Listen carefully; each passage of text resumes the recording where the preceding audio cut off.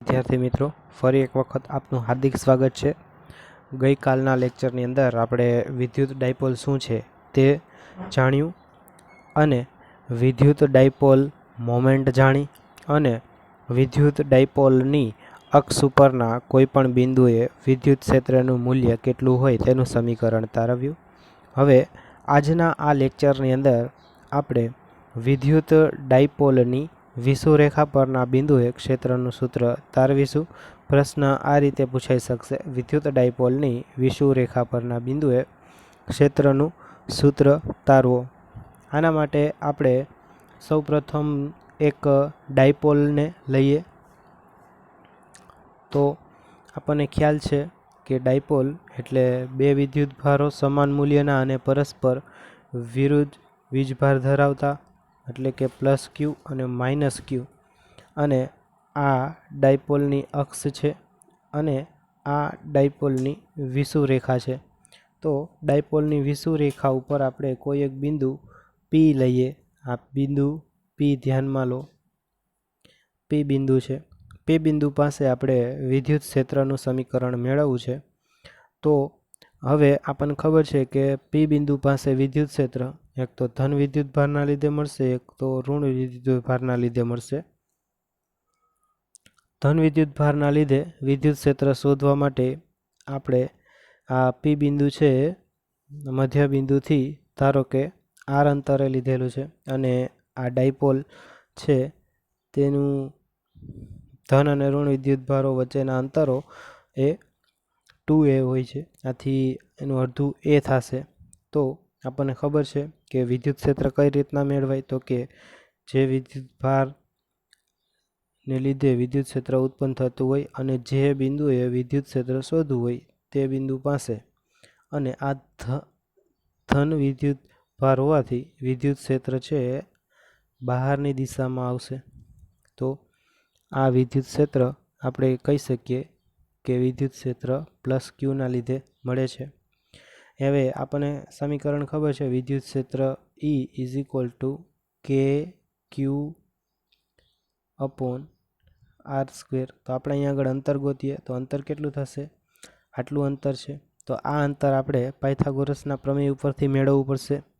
આ એ હોય અને આ આર હોય, તો આ ડિસ્ટન્સ થશે √a² પ્લસ r². આથી હવે આપણે સમીકરણ લખીએ આ પ્રમાણે. કે એટલે આપણે લખીએ 1/4πε0. ક્યુ એટલે એની બદલે આપણે ક્યુ લખીએ અને r² ડિસ્ટન્સ કેટલું છે? આટલું, અને એનો આપણે વર્ગ કરવાનો છે એટલે ડિસ્ટન્સ થશે a² પ્લસ r². એટલું ડિસ્ટન્સ થશે. હવે વિદ્યાર્થી મિત્રો, તેવી જ રીતે આપણે આ માઇનસ વિદ્યુત ભારના લીધે પી પાસે ઉત્પન્ન થતું વિદ્યુત ક્ષેત્ર જોઈએ. તો તેના માટે જે બિંદુ એ વિદ્યુત ક્ષેત્ર શોધવું છે તેને વિદ્યુતભાર સાથે જોડતી દિશા બનાવો. વિદ્યુત ક્ષેત્ર આ લાઈન ઉપર જ હશે. અહીંયા આગળ ઋણ વિદ્યુતભાર હોવાથી આપણને વિદ્યુત ક્ષેત્ર છે એ નીચેની દિશામાં મળશે. અને એ વિદ્યુત ક્ષેત્રને આપણે નામ આપી દઈએ વિદ્યુત ક્ષેત્ર E. અને કેના લીધે ઉત્પન્ન થાય છે? તો કે માઇનસ ક્યુ વિદ્યુતભારના લીધે. એના માટે આપણે સમીકરણ જોઈએ. આ અંતર પણ સેમ જ થશે. આ અંતર થશે આના જેટલું. તો એના માટે આપણે સમીકરણ આવી રીતના લખી શકીએ: 1/4πε0 ક્યુના છેદમાં a² પ્લસ r². હવે અહીંયા આગળ આપણને ખ્યાલ છે કે આ બંને રાશિઓ બંને વિદ્યુતભારો સદિશ વિદ્યુત ક્ષેત્ર સદિશ રાશિ છે. તો આ વિદ્યુત ક્ષેત્રની દિશા અને આ વિદ્યુત ક્ષેત્રની દિશા એ બંનેની આપણે દિશા શોધવી પડે. તો એના માટે આપણે દિશા, આનું મૂલ્ય આપણને ખબર છે, આ મૂલ્ય છે. એની દિશા કઈ રીતની હશે? તો કે આપણે આ બંને સદિશોનું પરિણામી સદિશ લેવું જોઈએ. હવે એના માટેની આપણે વાત કરીએ કે એક સદિશ આમ છે, બીજો સદિશ આમ છે. જો આ એંગલ થીટા હોય તો આ એંગલ પણ થીટા થાય, અને આ એંગલ થીટા હોય તો આ એંગલ પણ થીટા થાય, કારણ કે ઝેડ બને છે આમાં અહીંયા આગળ. આવી રીતના ઝેડ બને છે, આ એંગલ સરખો થશે. અને અહીંયા આગળ આવી રીતના બને છે, તો આ એંગલ ને આ એંગલ સરખા થશે. હવે આપણે આ બંને સદિશોની સાથે કેવી રીતના વર્કઆઉટ કરી તે જોઈએ. તો આપણી પાસે એક સદિશ આ થયો અને એક સદિશ આ છે. આ છે E પ્લસ ક્યુ અને આ છે E માઇનસ ક્યુ. તો આપણે આ બંનેનું પરિણામી જોતું હોય તો આપણે બંનેનો સરવાળો કરવો પડે. એના માટેની આપણને જિયોમેટ્રિકલ મેથડ ખબર છે. સમાંતર બાજુ ચતુષ્કોણનો નિયમ આપણે ડ્રો કરી અને આવી રીતના કરી શકીએ. તો આ એંગલ થીટા છે અને આ એંગલ પણ થીટા છે. હવે આ સદિશના આપણે બે ભાગ પાડીએ. તો આ સદિશનો એક ભાગ અને આ સદિશનો બીજો ભાગ છે. તો આને આપણે લખી શકીએ E. આનું મૂલ્ય આપણને ખબર છે E છે, તો આપણે આને આમ લખી શકીએ E કોસ થીટા અને આને લખી શકીએ E સાઇન થીટા.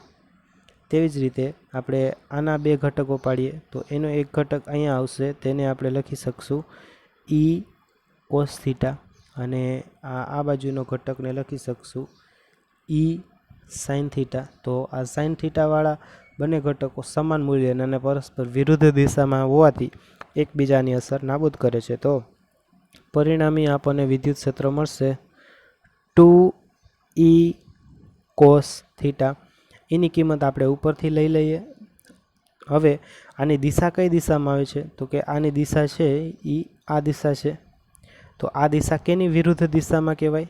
તો કે અહીંયા આગળથી આપણને ખબર છે કે વિદ્યુત ડાયપોલની દિશા હંમેશા ઋણ વિદ્યુત ભારથી ધન વિદ્યુત ભાર તરફની હોય અને પીની દિશામાંનો એકમ સદિશ છે પી કેરેટ. તો આ દિશા થઈ એ પીની વિરુદ્ધ દિશા થઈ, એટલે કે આ દિશા છે એ માઇનસ પી કેરેટની થઈ તેમ કહેવાય. આથી હવે આપણે વિદ્યુત ક્ષેત્રને સદિશ સ્વરૂપે લખીએ. પરિણામી વિદ્યુત ક્ષેત્ર E is equal to 2E cos theta અને આપણે આ એનું મૂલ્ય થઈ ગયું અને કૌંસમાં દિશા પણ લખીએ. દિશા આવશે માઇનસ પી કેરેટ. હવે આપણે એની કિંમત મૂકી દઈ. એની કિંમત આપણને ઉપરથી ખબર છે. આ એની કિંમત છે.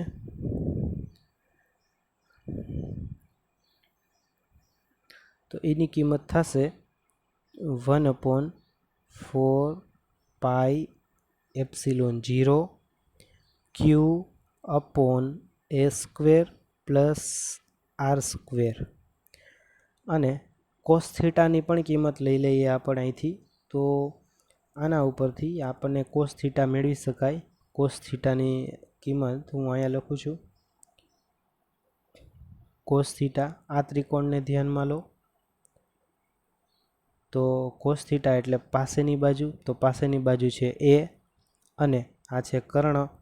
કર્ણ એટલે √a² પ્લસ આર સ્ક્વેર. એ કોસ થીટાને આપણે કિંમત નીચે મૂકી દઈએ. એટલે અહીંયા લખી શકાય એના છેદમાં √a² પ્લસ આર સ્ક્વેર અને એની દિશા આપણને ખબર છે માઇનસ પી કેરેટની દિશામાં છે. હવે આને આપણે લખીએ સાદુરૂપ આપીને. તો આને લખી શકાય 2QA છેદમાં છે 4πε0. અહીંયા આગળ a² પ્લસ આર સ્ક્વેરની 1/2 ઘાત કહેવાય અને અહીંયા આગળ 1 ઘાત કહેવાય. તો 1 + 1/2 ઘાત એટલે 1 + 1/2 એટલે થશે 3/2. તો અહીંયા આગળ આપણે ઘાત લખીએ a² પ્લસ આર સ્ક્વેરની 3/2 ઘાત થશે. હવે વિદ્યાર્થી મિત્રો, આપણને પાછળની ચર્ચા ઉપરથી ખબર છે કે ડાયપોલ મોમેન્ટને આપણે આવી રીતના લખી શકાય 2aq. આ કિંમત હવે આપણે સમીકરણની અંદર મૂકી દઈએ. તો એનું સમીકરણ આપણને આવી રીતના મળશે -p/4πε0 a² plus r² whole power 3/2 અને એની દિશા આપણે લખીએ -p કેરેટ. તો આના ઉપરથી આપણને ખ્યાલ આવે કે આને હવે આપણે થોડુંક વધારે સારી રીતના લખીએ 1/4πε0 ને આપણે કે કહીએ છીએ, તેની બદલે આપણે કે રાખીએ તો આમ થશે -kp. હવે આપણે p ને સદિશ લખી શકશું કારણ કે આપણને ખબર છે p ઇન્ટુ p કેરેટ મૂલ્ય અને દિશા એટલે એના બરાબર આપણે લખી શકાય સદિશ.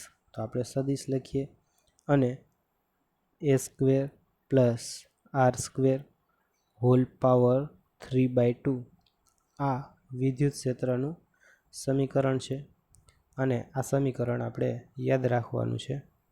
આના ઉપરથી આપણને ખબર પડી કે વિદ્યુત ક્ષેત્ર E એ ડાયપોલ મોમેન્ટની વિરુદ્ધ દિશામાં હોય. તો આપણે પહેલાં જ વાત કરી હતી કે વિદ્યુત ક્ષેત્ર ડાયપોલ મોમેન્ટની વિરુદ્ધ દિશામાં હશે.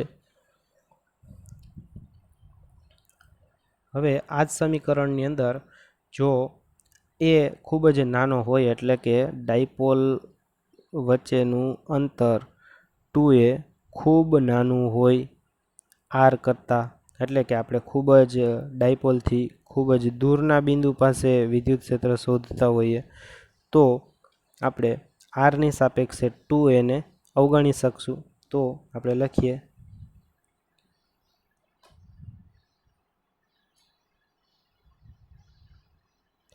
તો ઉપરના સમીકરણની અંદર જ્યાં પણ એ આવ્યું છે તેને આપણે અવગણી નાખશું તો આપણને કંઈક આવી રીતનું સમીકરણ મળશે. વિદ્યુત ક્ષેત્ર E = -kp છેદમાં r² હોલ પાવર 3/2. તો આપણને ખબર પડી કે આ કટ થઈ જશે -kp છેદમાં r³. આમ ડાયપોલથી દૂરના બિંદુએ વિદ્યુત ક્ષેત્ર 1/r³ પ્રમાણે બદલાય છે, એટલે કે 1/r³ પ્રમાણે ઘટે છે. બીજી અગત્યની એક વાત કરી લઈએ કે વિદ્યુત ડાયપોલ અહીં આગળ આપણે પ્રેક્ટિકલી જોઈએ. અહીં આગળ ધન વિદ્યુતભાર હતો, અહીં આગળ ઋણ વિદ્યુતભાર હતો. તો અને આને આપણે ડાયપોલ કીધેલી છે. તો ડાયપોલનું આ બિંદુ હશે તો અને આ ડાયપોલ મોમેન્ટની દિશા છે એ આપણને ખબર છે. તો આ પોઈન્ટ આગળ વિદ્યુત ક્ષેત્રની દિશા આ જ આવશે. આ અક્ષ ઉપરના કોઈ પણ બિંદુ પાસે વિદ્યુત ક્ષેત્રની દિશા એ હંમેશા આ આવશે, એટલે કે ડાયપોલ મોમેન્ટની દિશાની વિરુદ્ધ દિશામાં. અને આ પ્રકારનો કોઈ પણ પોઈન્ટ હશે તેમાં વિદ્યુત ક્ષેત્રની દિશા એ આ દિશામાં આવશે. તો આટલી આપણને બેઝિક જાણકારી મળી ગઈ. હવે આપણે બંને સમીકરણોને એકસાથે લખીને ચકાસીએ. તો આપણી પાસે એક સૂત્ર અક્ષનું હતું.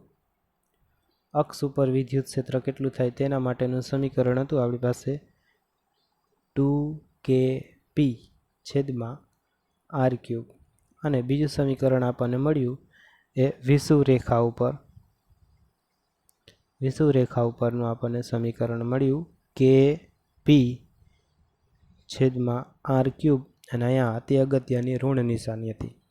તો આ બંનેને સરખાવતા આપણે કહી શકીએ કે આ સમીકરણ તો એક જ છે, પણ અહીંયા આગળ માત્ર તફાવત ખાલી આ અંકનો છે, આ 2 અંક વધારે આવે છે. તો આપણે આમ લખી શકીએ કે E પાસે અક્ષ ઉપર જેટલું વિદ્યુત ક્ષેત્ર છે એના કરતાં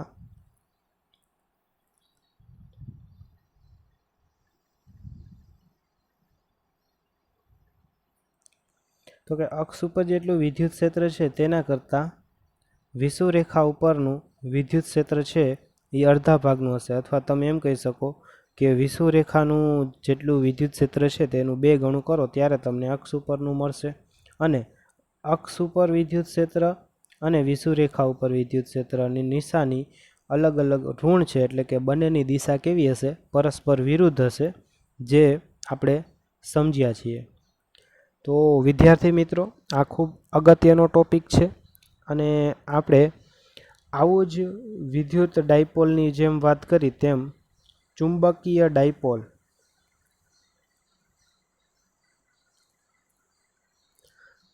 ડાયપોલની પણ ચર્ચા આપણે ચેપ્ટર નંબર 5ની અંદર કરવાના છીએ. તો એમાં આ જ સમીકરણ બધા આવવાના છે. તો એમાં ત્યાં આગળ બીનું સમીકરણ આવું થશે, પીની બદલે ખાલી એમ આવી જશે. ત્યારે આ સમીકરણને આપણે આવી જ રીતના લખી શકશું. તો આ વસ્તુ છે એ ખાસ આપણે યાદ રાખીએ. આ સમીકરણો ફરી પાછા આપણે ઉપયોગની અંદર આવવાના છે. બંને સમીકરણો આપણે લખશું અક્ષ ઉપર અને વિષુવરેખા ઉપર. તો એ સમીકરણ આપણે ફરીથી આ સમીકરણો ભણવાના આવશે. તો અત્યારથી જ આપણે તૈયાર કરી લઈએ તો ચેપ્ટર નંબર 5ની અંદર આપણને સરળતા રહેશે. તો આજ માટે આપણે આટલું રાખીએ. જય હિન્દ, જય Bharat. Thank you very much.